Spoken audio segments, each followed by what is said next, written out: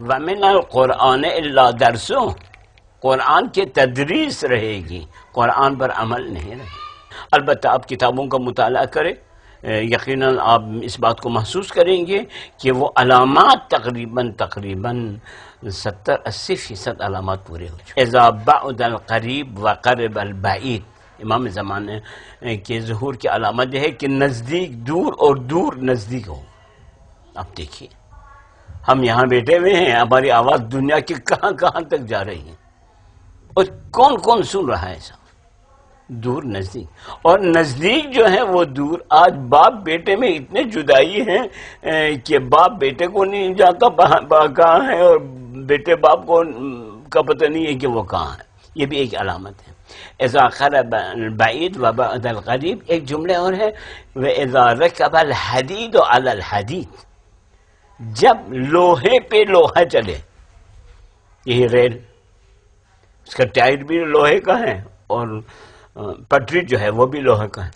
لہذا بس اجمالی طور پر تو ہم مانتے ہیں کہ ایک شخص دجال آئے گا اور وہ کانا ہوگا، اس کی ایک آنکھ ہوگی، لیکن اس کے پاس قوت اتنی ہوگی کہ وہ کسی زمین کو کہے گا کہ نکالو اس میں سے اپنے خزانے، اور وہاں جو ہے وہ پھر لہلہاتی ہوئی کھیتیاں ہو جائیں گی، زمین کے خزانے نکل آئیں گے، اور وہ جو ہے انتہائی تیز رفتار ہوگا، پوری دنیا میں چکر لگا لے گا چند دن کے اندر۔ پھر یہ کہ وہ رزق کے خزانوں کو اپنے قابو میں لے آئے گا، کہ صرف اسی کو رزق دے گا جو اس کو تسلیم کرے کہ ہاں تو خدا ہے، اس کی خدائی کو تسلیم کرے۔ اہل ایمان پر وہ سخت ترین وقت ہوگا۔ ہمارے بھی نظریہ یہی ہے کہ ایسی حالت ہوگی کہ استعمار اور استکبار اور استثمار والے جو ہیں نا، وہ دنیا کی بڑی بڑی چیزوں کو اپنے قبضے میں لیں گے، اور مسلمان ان پر محتاج ہوں گے، جیسے کہ آج نہیں ہے۔ آج ہم محتاج ہیں کہ نہیں؟ محتاج، ہر چیز ہمارے پاس ہے، پھر بھی ہم اغیار کے محتاج، پھر بھی ہم ان کی طرف دیکھ رہے ہیں۔ ہر چیز ہمارے پاس ہے، تیل ہے ہمارے پاس، گندم ہے، سمندر ہے، اناج ہے، پہاڑ ہے، سب کچھ ہمارے پاس، سب کچھ ہے، مگر پھر بھی میں آپ سے سوال کروں گا کیوں ہم محتاج ہیں ان پہ؟ کیوں وہ ہمیں آنکھیں دکھا رہے ہیں؟ یہ سب علامات ہیں۔ اگر آپ غور سے ان کتابوں کو پڑھیں اور دیکھیے، ایک ایک علامت آپ کے سامنے ظاہر ہے، آپ سمجھیں کہ ہاں دجال بھی آ گیا ہے، اور مسلمانوں میں جو تفرقہ ہے وہ بھی ہو چکا ہے۔ یعنی آپ کا نظریہ دجال آ چکا ہے؟ تقریباً آ چکا ہے، تقریباً آ چکا ہے۔ اب حالات بتا رہے ہیں کہ اب امام مہدی کا ظہور بہت نزدیک ہے، بہت نزدیک ہے۔ کیا امام مہدی کو لوگ منصب امامت پر بٹھائیں گے یا اللہ تعالیٰ خود انہیں مامور کرے گا؟ اللہ کے طرف سے ہوگا، ہم خود نہیں بنائیں گے۔ امام مہدی کا ظہور کہاں سے ہوگا اور کیا ان کو ماننا ضروری ہوگا؟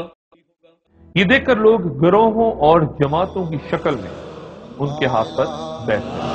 شام کے ابدال اور عراق کے اولیاء اور نیک لوگوں کی جماعتیں ان کے پاس آ کے ان کی بیعت کریں گی اور سب پر ان کی بیعت واجب ہوگی۔ میں یہاں یہ وضاحت کرتا چلوں کہ اس بات کا تعین دشوار ہے کہ امام مہدی کا ظہور کس سمت سے ہوگا۔ حافظ ابن کثیر اپنی کتاب الفتن والملاحم میں قطعی رائے پیش کرتے ہیں کہ امام مہدی کا خروج مشرق سے ہوگا۔ امام مہدی کے بارے میں اس کثرت سے احادیث وارد ہوئی ہیں کہ مانوی اعتبار سے وہ تواتر تک پہنچ گئی ہیں۔ یہ تواتر یا متواتر احادیث ان احادیث کو کہتے ہیں جو صحیح ہو اور جنہیں ایسے سکہ راویوں نے بیان کیا ہو جن کا قصد پر اتفاق محال ہو، سند کی ابتدا سے انتہا تک اسی قسم کے راوی ہوں۔ جمہور علماء کے درمیان اس سے علم قطعی ہوتا ہے جو کہ واجب اور ان پر عمل فرض قرار پاتا ہے۔ امام مہدی کی شان میں وارد ہونے والی احادیث متواتر پر ماضی و حال کے تمام علماء کا سوائے ابن خلدون کے اس بات پر اجماع ہے کہ عقیدتاً اور تصدیقاً اس بات پر ایمان لانا واجب ہے۔ دجال خروج کر چکا، قرب قیامت اور ظہور امام مہدی کی نشانیاں پوری ہو چکی، مشرق سے امام مہدی کے دعوے کی صدا بلند ہو چکی، مگر دنیا نہ جانے اب بھی کس انتظار میں بیٹھی ہے۔ وقت تھا، وقت مسیحا نہ کسی اور کا وقت، میں نہ آتا تو کوئی اور ہی آیا ہوتا۔